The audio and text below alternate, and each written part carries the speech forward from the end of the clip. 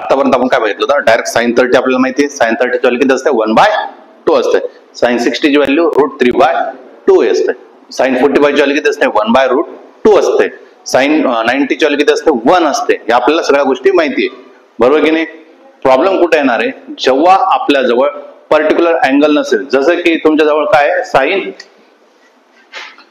15 आलं तुमच्या जवळ, किती आलं sin 15.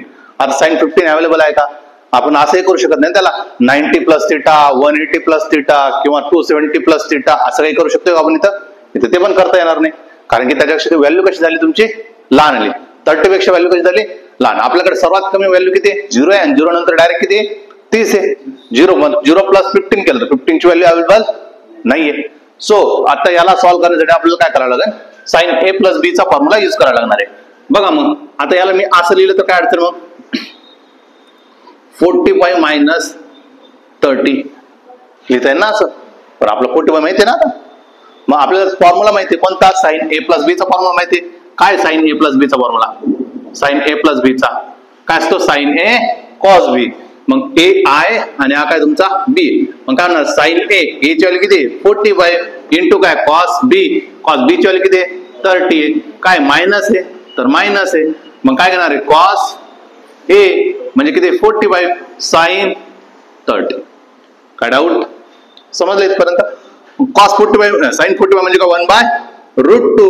cos 30 म्हणजे किती √3/2 मायनस cos 45 म्हणजे काय 1/√2. sin 30 म्हणजे किती 1/2. काय डाऊट आहे. आता बघा 2√2 आहे, 2√2 म्हणजे डिनॉमिनेटर काय झाला सेम झालं ना.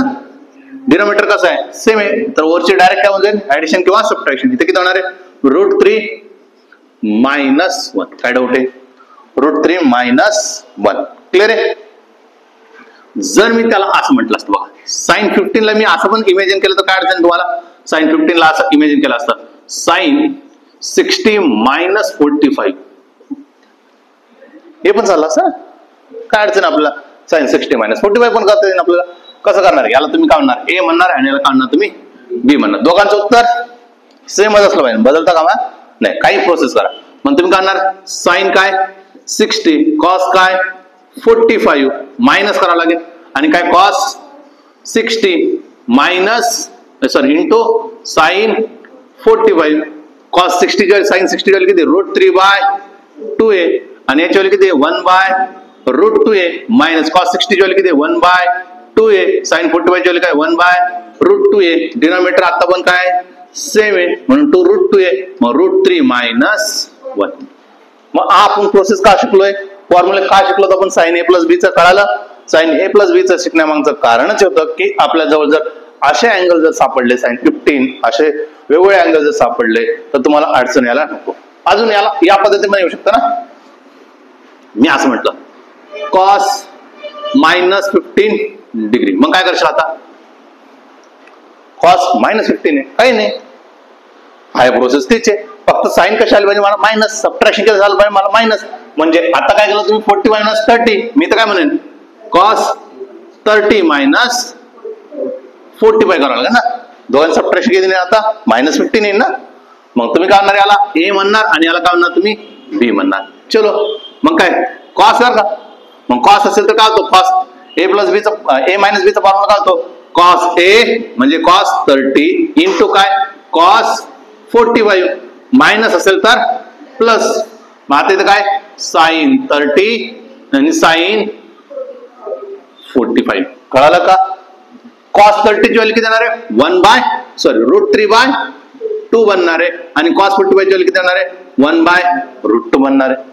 इथं मी प्लस म्हणणार आहे, sin 30 ची व्हॅल्यू किती येणार 1/2 येणार आहे, sin 45 ची व्हॅल्यू काय येणार 1/√2 येणार आहे. परत डिनॉमिनेटर कसं आहे सेम आहे, तर मी डायरेक्ट लिहिणार आहे 2√2 आणि इथं किती झालं √3 + 1. कळालं का √3 + 1. आणि तुम्हाला या व्हॅल्यू पाठ असणं गरजेचं आहे. कोणकोणत्या व्हॅल्यू पाठ असणं गरजेचं आहे. √2 ची व्हॅल्यू किती असते 1.414. 1/√2 ची किती असते पाठ करायचे, पाठ नाही केला अजून 707. √3/2 ची व्हॅल्यू किती असते पहिले तर √3 ची व्हॅल्यू किती असते √3 ची व्हॅल्यू असते 1.732. √3/2 ची व्हॅल्यू किती असते 0.864. 6. अजून रूट 5 ची व्हॅल्यू किती असते 2.25. व्हॅल्यू लक्षात असले पाहिजे. जर व्हॅल्यू पार्ट असेल तरच, कारण की 1/√2 येतो sin 45, त्याची व्हॅल्यू डायरेक्ट लक्षात येते किती असते 0.707. √3/2 पण सापडतो आपल्याला. sin 60 ची व्हॅल्यू किती असते √3/2, त्याची व्हॅल्यू किती असते 0.86. मग इथं तुम्ही डायरेक्ट 0.866 0.144 असं डायरेक्टली व्हॅल्यू टाकू शकतात. किंवा इथं पण तुम्ही करू शकता √3 ची व्हॅल्यू काय टाकू शकता 1.732 -1 0.732 डिवाइड बाय काय 2 इंटू 2 √2 ची व्हॅल्यू किती √2 ची व्हॅल्यू किती 1.414 किंवा 1/√2 इमॅजिन केलं किती लिहिणार 0.707. फिल करावं लागेल, कॅल्क्युलेशन पार्ट करावं लागेल, असं काही पर्याय मार्ग नाही त्याला. ठीक आहे.